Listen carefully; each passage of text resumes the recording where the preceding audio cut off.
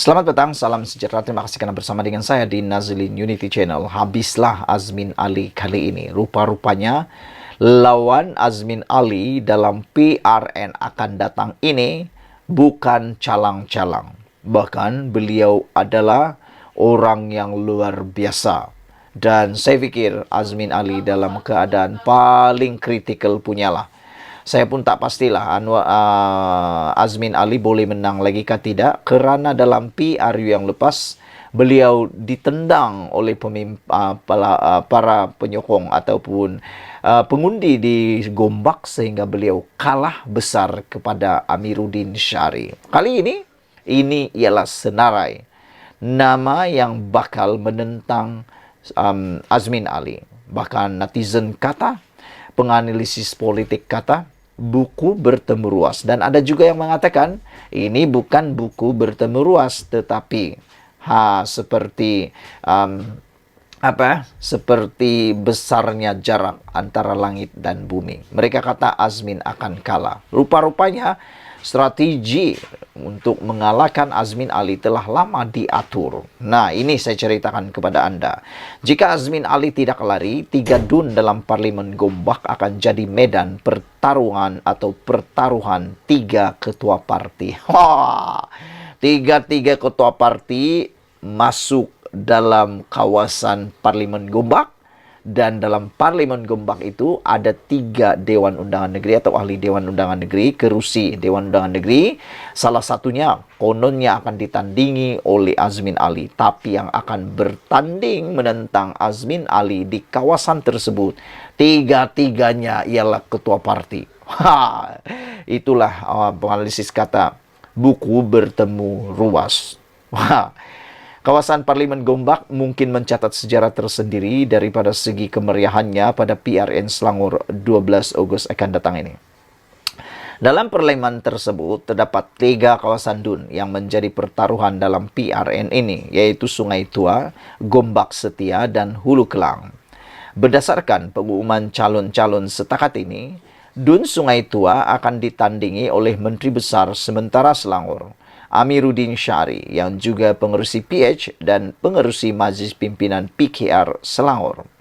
Beliau akan bertanding mewakili gabungan PHBN dan kali ini adalah kali keempat beliau bertanding di Sungai Tua. DUN Gombak Setia pula akan ditandingi oleh Megat Zulkarnain Omardin daripada Barisan Nasional, juga mewakili gabungan PHBN. Megat Zulkarnain ialah pengerusi Badan Perhubungan UMNO Negeri Selangor. Beliau dijangka berdepan Hilman Idham Adun Setia yang memenangi kerusi tersebut pada PRU 14 atas tiket PKR, tetapi kemudian melompat menyertai Bersatu selepas peristiwa langka Sheraton. Adakah Hilman Idham akan juga menerima nasib yang serupa seperti Azmin Ali yang dihukum oleh para pengundi di Parlimen Gombak kerana terlibat dalam insiden langka Sheraton? Bagi DUN Hulu Kelang pula, gabungan PHBN telah mengumumkan timbalan Ketua Wanita PKR Juwaria Zulkifli sebagai calonnya. Beliau yang juga setiausaha politik Menteri Besar Selangor sebelum ini adalah Adun Bukit Malawati dan kali ini dipindahkan untuk bertanding ke Hulu Kelang. DUN Hulu Kelang sepatutnya merupakan kota amanah, tetapi berlaku pertukaran di saat-saat akhir dengan DUN Batu Tiga yang sebelum ini milik PKR diserahkan pula kepada amanah. Menjadi sebutan sejak belakangan ini bahawa Azmin Ali, pengerusi PN Selangor, akan bertanding di DUN Hulu Kelang. Berikutan kalah di Parlimen Gombak kepada Amiruddin pada PRU 15 November tahun lalu, Azmin diperkatakan ramai akan memilih Hulu Kelang untuk bertanding dalam misi PN untuk merampas negeri Selangor. Selain itu, pilihannya bertanding di Hulu Kelang juga dikatakan kerana beliau pernah menjadi adun kawasan itu sebelum ini, serta rumah keluarganya juga terletak di situ. Apa yang menarik di sini, jika tiada perubahan dan Azmin tidak melarikan diri daripada Hulu Kelang yang dikaitkan dengannya, bermakna Tiga ketua parti akan bertanding dalam kawasan Parlimen Gombak pada PRN akan datang ini. Azmin selaku pengerusi Perikatan Nasional Selangor di Hulu Kelang, Amiruddin yang merupakan pengerusi PH dan PKR Selangor mempertahankan kerusinya di Sungai Tua, serta Megat Zulkarnain pengerusi UMNO Selangor yang juga kalah di Parlimen Gombak pada PRU 15 lalu, sekali lagi dicubakan nasibnya untuk bertanding di Gombak Setia pula. Walau mereka bertanding di kerusi berbeza, situasi istimewa ini tidak pernah berlaku di mana-mana sebelum ini. Siapa di antara mereka yang boleh menang dan siapa pula yang bakal kecundang. Sementara Amiruddin dilihat selesa mempertahankan kerusinya di Sungai Tua, mampukah Azmin Ali menang di Hulu Kelang berlawan dengan sekadar tokoh wanita keadilan? Dan begitu juga dengan Megat Zulkarnain. Tercapaikah impiannya untuk bergelar yang berhormat YB pada kali ini?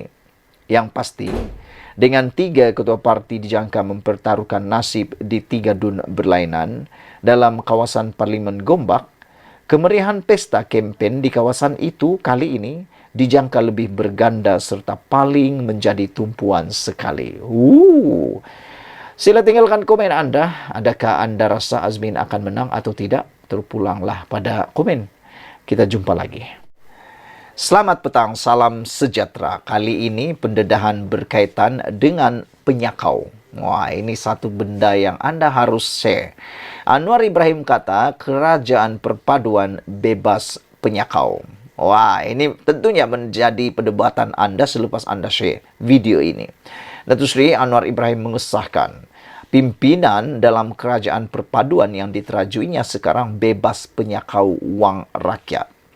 Perdana Menteri berkata ini berdasarkan pemeriksaan dan pengesahan yang dilakukan beberapa agensi penguatkuasaan termasuk Badan Kawal Selia Keuangan Negara. Saya dapat pemberitahuan baik daripada Suruhanjaya Pencegahan Rasuah Malaysia SPRM, Polis Jabatan Siasatan Jenayah Komersil, Lembaga Hasil Dalam Negeri LHDN dan Bank Negara, kata Anwar lagi. Alhamdulillah, setakat 8 bulan ini, pembentukan kerajaan perpaduan nampak terkawal. Terima kasih atas sokongan dan kerjasama, kata Anwar Ibrahim. Beliau berkata demikian ketika berucap pada sesi dialog Temu Anwar Selangor X Belia P. Heling di laman MBPJ di sini hari ini. Hadir sama Menteri Besar Selangor Datuk Seri Amiruddin Syari. Bercakap di hadapan lebih 5,000 penghantar P. Heling, Perdana Menteri memohon semua menolak individu yang hanya pandai bercakap tetapi tidak melakukan sesuatu sewaktu berkuasa ketika memegang jawatan dalam kerajaan. Beliau percaya anak muda dalam industri P-hailing waras dalam menentukan hala tuju mereka dengan memilih pemimpin yang benar-benar bersih dan benar-benar menjalankan amanah.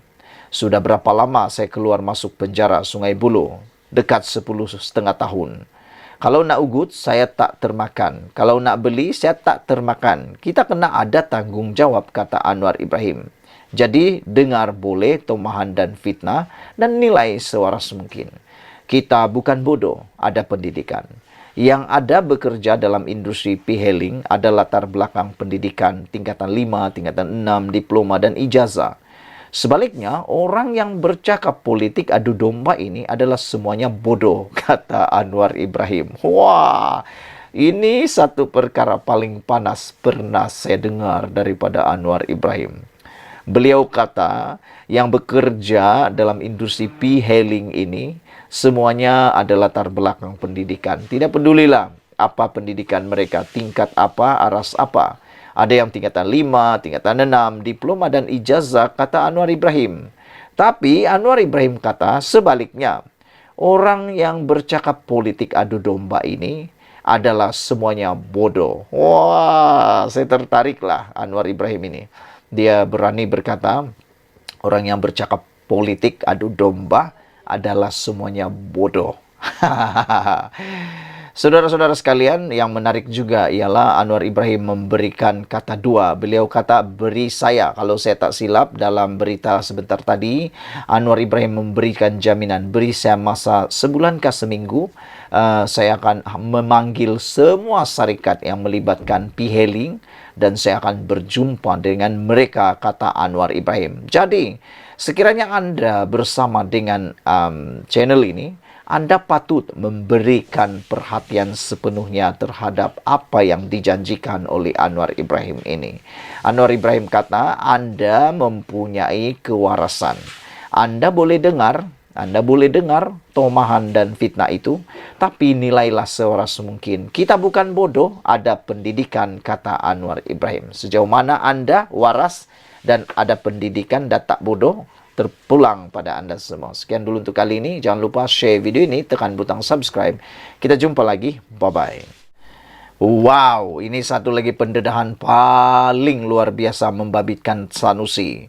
Menurut Harapan Daily, dalam laman Harapan Daily, memetik sebagai berkata, Sanusi mendedahkan ada pistol dalam kereta 24 jam. Ini menjadi persoalan kita. Ada rakan saya bertanya tadi, kata dia, adakah YB mempunyai lesen untuk memiliki pistol sepanjang waktu 24 jam? Menjadi persoalan kita ialah, adakah pistol yang Sanusi dedah itu ada lesen? Kalau ada lesen, untuk apa pistol tersebut? Dan mungkinkah pistol tersebut digunakan untuk mempertahankan diri? Takut sangatkah Sanusi ini dengan orang-orang yang ada di sekitar beliau? Sampai pistol pun ada dalam kereta 24 jam. Woi, bahaya juga nih kalau begini. Bayangkanlah kalau kereta itu hilang, pistol itu pergi kemana? Karena Sanusi kata 24 jam. Makna kata, apa yang didedahkan oleh Sanusi ini, sepanjang waktu ada pistol. Hai, bahaya nih Pak Sanusi. Menteri Besar Datuk Seri Muhammad Sanusi Maknun mendedahkan dalam kenderaannya sepanjang masa ada pistol sebagai langkah keselamatan. Ketua Pengarah Pilihan Raya PN itu berkata, senjata itu dibawa sebagai persediaan susulan maklumat adanya rancangan untuk menangkap dan menjatuhkan kredibilitinya sejak 6 bulan lalu. Oi, kalau betul ada mau menangkap dia, takkanlah pihak berkuasa tempatan yaitu PDRM yang mau tangkap dia pun, dia perlu juga pistol. Siapa yang mau tangkap dia selain PDRM?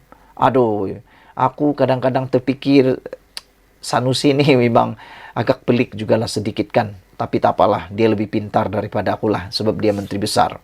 Dia berkata maklumat diterimanya daripada rakan itu memberi amaran bahawa tindakan akan diambil susulan kritikan terbuka kepada pihak tertentu.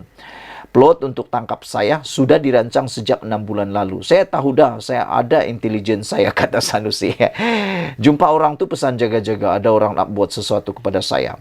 Tapi selama itu dia tak pernah ditangkap kerana menurut macam yang Anwar Ibrahim kata, macam manapun dia dikritik, macam manapun dia dicerca, dimalukan dan sebagainya, Anwar Ibrahim kata dia tidak mau ambil tindakan undang-undang selain undang-undang saman fitnah. Tapi untuk akta hasutan, Anwar kata tidak sekali-kali. Tapi oleh kerana Sanusi menghina Sultan Selangor, didakwa menghina Sultan Selangor dan juga mempertikaikan kerajaan perpaduan yang dititahkan oleh Yang di-Pertuan Agong.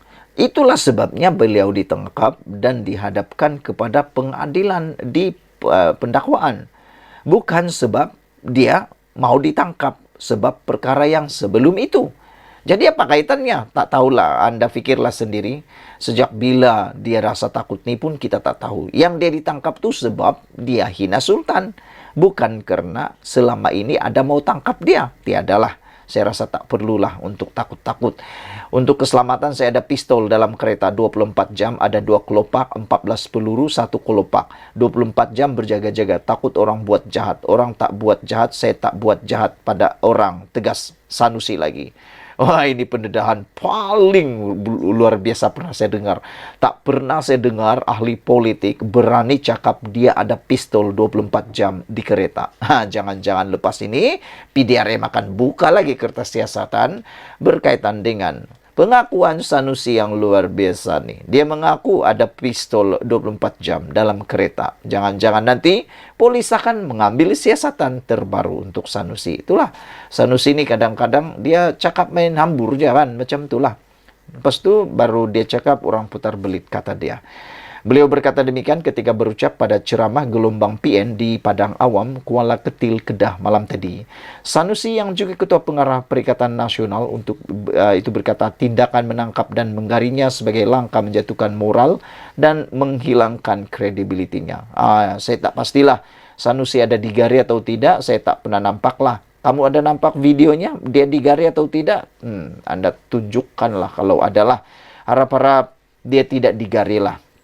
Nah, jarang sekali polisi ini menggari orang yang belum bersalah.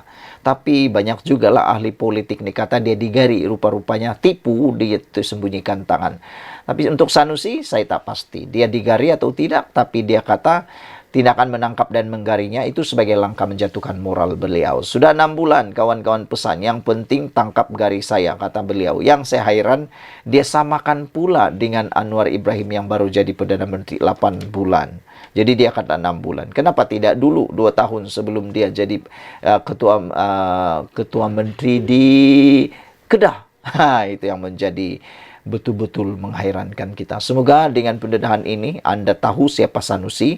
Dia lebih bahaya daripada bukan lebih bahaya. Dia dalam kedudukan yang sangat bahaya sehingga kan dia perlu pistol 24 jam. Wah, tak apalah. Kita doakan semoga Sanusi selamat dan harap-harap tidak ada apa-apa berlakulah dengan adanya pistol di tangan dalam kereta Sanusi tersebut. Dan kita harap tiadalah siasatan baru untuk Sanusi pula berkaitan pistol yang dia akui itu. Sekian dulu untuk kali ini. Jangan lupa tinggalkan komen Anda, tekan butang subscribe. Kita jumpa lagi. Bye-bye. Selamat petang, salam sejahtera. Terima kasih karena bersama dengan saya di Nazilin Unity Channel. Skandal RII di Kedah. Siapa sebenarnya yang melindungi aktiviti perlumbungan haram seperti yang didedah SPRM? Perkara ini yang ditunggu-tunggu oleh Anda. Mungkin dalam konten kali ini Anda mendapat jawabannya. Siapakah yang melindungi orang yang melakukan perlumbungan haram di Kedah itu yang telah pun didedahkan, yang bakal didedahkan oleh SPRM. Perkara ini pastinya ditunggu-tunggu dan pastinya juga yang melibatkan penantian dan juga debaran kita semua. Terutamanya yang melibatkan MBI di bawah pemerintahan Kedah, di bawah Menteri Besar Sanusi Maknor. Siapa yang melindungi aktiviti perlumbungan haram di Kedah? Itu persoalan paling besar untuk kita semua pada malam ini. Anda boleh tinggalkan komen Anda, mungkin Anda mempunyai clue-nya. Ketika umat Islam di negara ini menyambut kedatangan Ma'al Hijrah, SPRM telah menahan Ketua Pegawai Eksekutif Perbadanan Menteri Besar Kedah. Turut ditahan bersama beliau adalah seorang lagi wanita berjawatan pengarah di sebuah syarikat.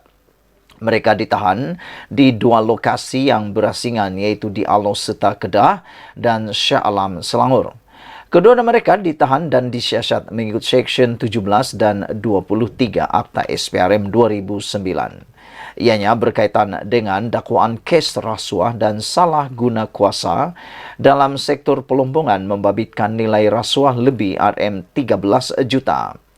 Mahkamah Magistrate Alos Seta dan Mahkamah Magistrate Shah Alam telah mengeluarkan penahanan reman selama 3 hari terhadap mereka. Magistrate Wan Sahida Abdul Rahim di Mahkamah Magistrate Alos Seta dan Magistrate Nur Syakira C. Hasim di Mahkamah Magistrate Shah Alam selepas permohonan reman dibuat SPRM.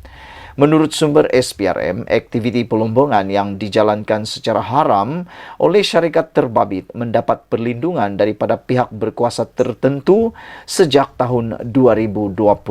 Ini menjadi persoalan besar kepada kita semua. Siapakah yang melindungi perlumbungan haram tersebut? Kerana sumber SPRM ini telah mendedahkan aktiviti perlumbungan yang dijalankan secara haram oleh syarikat terbabit mendapat perlindungan daripada pihak berkuasa tertentu sejak tahun 2020. Yang pastinya sejak tahun 2020, Kedah diperintah oleh siapa dia? Anda boleh tulis sendiri dalam ruangan komen. Anda tahu siapa pemerintah pada waktu itu selepas langkah menjatuhkan kerajaan pada waktu itu. Makna kata adalah orang-orang tertentu, pihak berkuasa tertentu yang menjadi dalang sejak tahun 2020 tersebut. Dan yang pastinya ini semua di bawah pemerintahan Menteri Besar Kedah, yaitu Sanusi Maknur. Kita tak tahu siapa yang terlibat di dalam melindungi pelombongan haram ini, dan kita harap pihak berkuasa dapat mendedahkan nama tersebut tidak lama lagi. Persoalannya sekarang, siapakah pihak berkuasa yang berkuasa di MBI Kedah yang telah memberikan perlindungan melakukan pelombongan haram tersebut? Untuk rekod, MBI Kedah berada di bawah kawalan sepenuhnya oleh pengerusi MBI Kedah. Dan beliau juga merupakan Menteri Besar yang memegang jawatan ketika itu. Siasatan awal telah mengesan beberapa pembayaran disyaki membabitkan rasuah berjumlah lebih RM13 juta. Ianya diberikan syarikat terbabit sebagai sogokan bagi melindungi kegiatan perlombongan haram dalam tempo tahun 2020 hingga 2023. Kalau ini benar-benar berlaku dan seperti yang telah disyaki ini membabitkan rasuah 13 juta, menjadi persoalan saya ialah berapakah jumlah keuntungan syarikat atau orang yang melakukan pelombongan haram tersebut. Kerana mereka mampu membayar 13 juta sebagai sogokan. Coba fikirkan berapa keuntungan mereka kalau sogokan pun sudah berjumlah 13 juta. Dan 13 juta itu kalau diedarkan, diberikan kepada penduduk tempatan, berapa besarkah kesannya pembangunan terhadap tempat tersebut. Tapi siapa yang sakau, kita pun tak tahu. Pada tahun 2020, syarikat tersebut mengemukakan permohonan kepada Kerajaan Kedah bagi menjalankan aktiviti perlombongan unsur nadir bumi RII. Namun setakat ini tiada kelulusan diberikan oleh kerajaan negeri berhubung permohonan syarikat terbabit. Syarikat terbabit untuk menjalankan aktiviti unsur nadir bumi tersebut. Tetapi kegiatan melombong unsur nadir bumi telah dikesan secara aktif di kawasan tersebut. Adakah Menteri Besar turut terlibat dalam skandal tersebut? Penulis tidak mahu membuat sebarang spekulasi. Atau saya pun tidak mahu membuat sebarang spekulasi. SPRM sudah pun membuka kertas siasatan dalam Seksyen 17 dalam kurungan E dan Seksyen 23 Akta Suruhanjaya Pencegahan Rasuah 2009 terhadap Menteri Besar.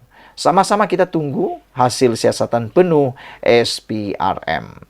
Sekian dulu untuk kali ini. Jangan lupa share video ini, tinggalkan komen Anda. Kita jumpa lagi. Bye-bye. Selamat pagi, salam sejahtera. Terima kasih kerana bersama dengan saya di Nazilin Unity Channel. Selepas beberapa jam, Mahathir muncul dalam pentas Perikatan Nasional. Akhirnya Mahathir kantoi dan ini pula yang berlaku terhadap beliau. Ikuti terus ulasan kali ini. Tapi sebelum itu bantu saya tekan butang subscribe di ruangan butang subscribe. Kena tekan butang subscribe itu percuma dan sila juga tinggalkan komen Anda untuk mendapatkan isu-isu terkini daripada channel ini. Dakwaan Tun Mahathir terhadap kerajaan perpaduan sebenarnya tidak berasas. Itu adalah jawapan kepada apa yang dikatakan oleh Tun Mahathir. Tun Mahathir Mohamad berkata adalah kleptokrasi sangat tidak berasas, kata Perdana Menteri Datuk Seri Anwar Ibrahim. Bukanlah individu yang mengumpul kekayaan melalui kedudukannya. Timbalan Ketua Pengarah Keadilan Parti Keadilan Rakyat PKR Razif Rakimin berkata, Anwar juga bersih daripada sebarang pertuduhan maupun terkait dengan sebarang isu rasuah serta salah guna kuasa. Banding dengan Tun Mahathir yang sekarang ini sudah pun terpalit dengan perkara tersebut. Begitu juga apabila beliau mengatakan kerajaan hari ini kerajaan kaki strokrasi, yaitu kerajaan yang tidak tahu memimpin. Apa yang kita lihat hanya dalam tempoh 8 bulan, kerajaan ini menunjukkan kecemerlangan, kata beliau lagi. Betul, dalam masa tempoh 8 bulan, pelbagai perkara luar biasa telah dapat dicapai oleh Anwar Ibrahim. Salah satunya ialah negara Malaysia kini kembali semula dihormati dan dikenali di serantau dunia. Dan berpusu-pusulah pemimpin luar negara datang ke Malaysia.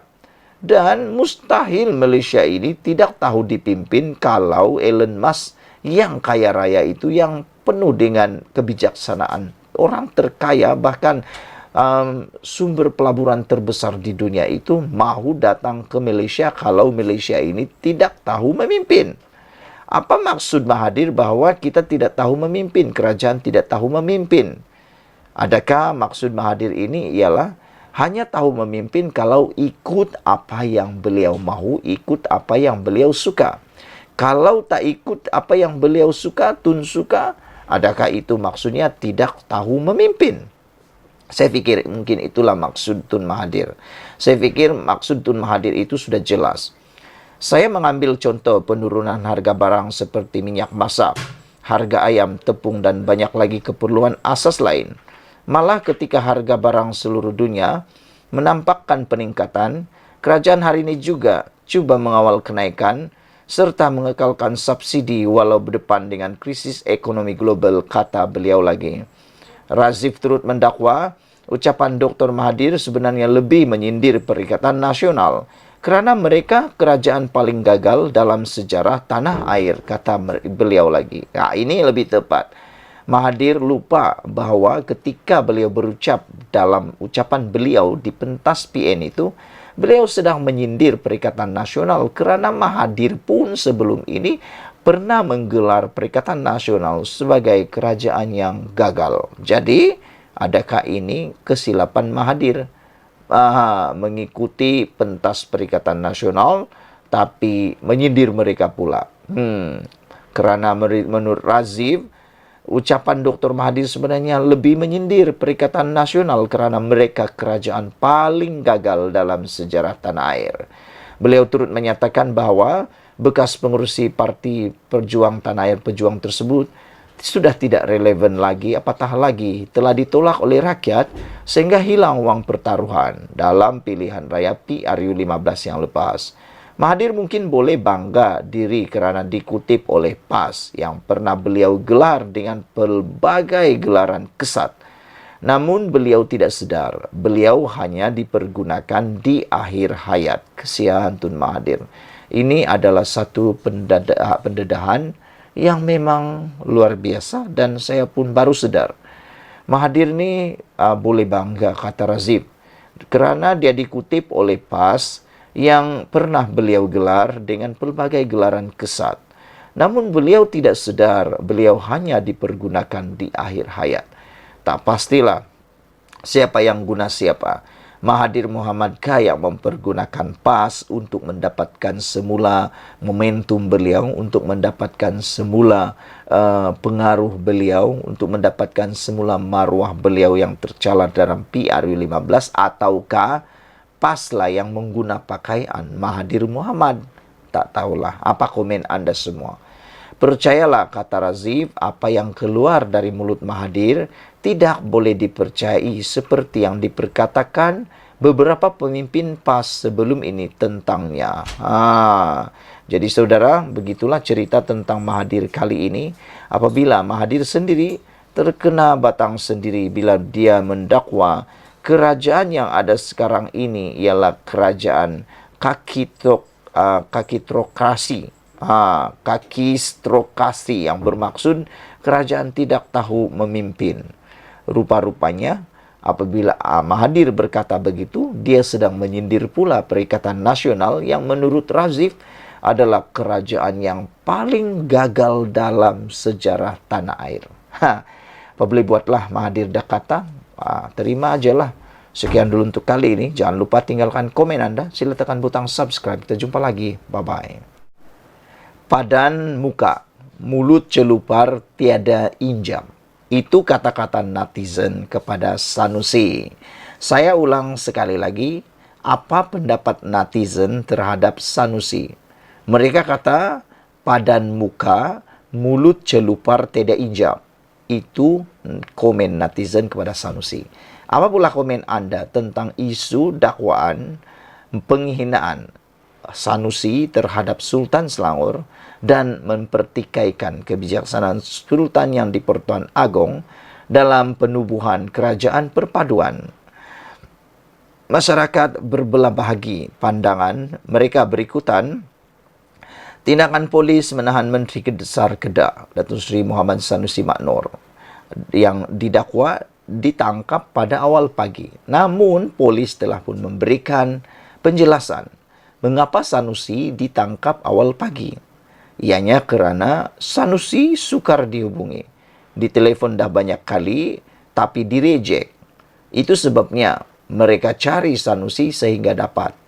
Pihak PDRM mencari Sanusi sehingga dapat kerana tak boleh dihubungi. Dan menurut PDRM, Ketua Polis Negara, mereka menahan Sanusi kerana mereka risau Sanusi tak akan hadir dalam pendakwaan di Mahkamah Session pada waktu itu.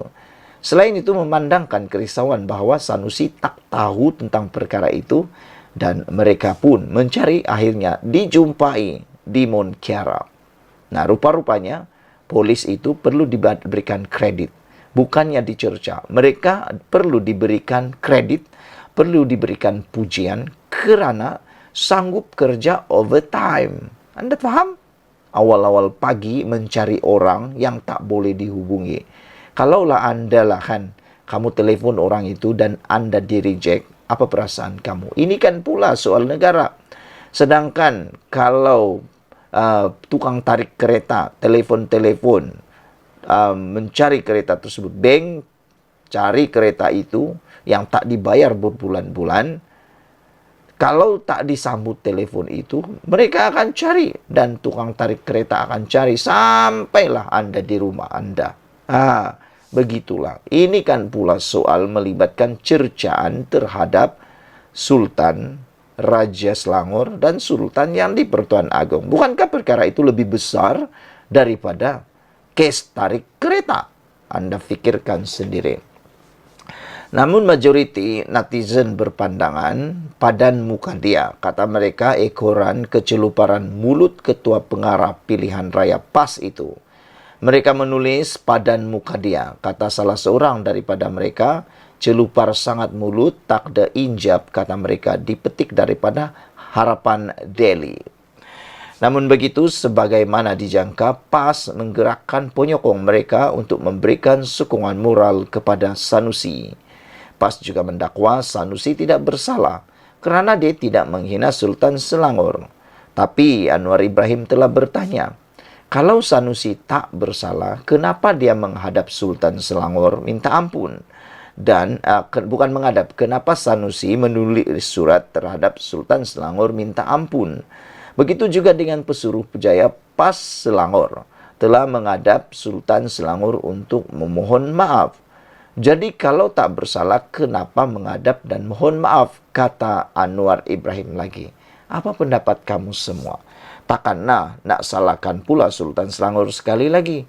Walhal Sultan Selangor dah kata, ini bukan penyelesaiannya. Kes belum selesai, kata Sultan Selangor.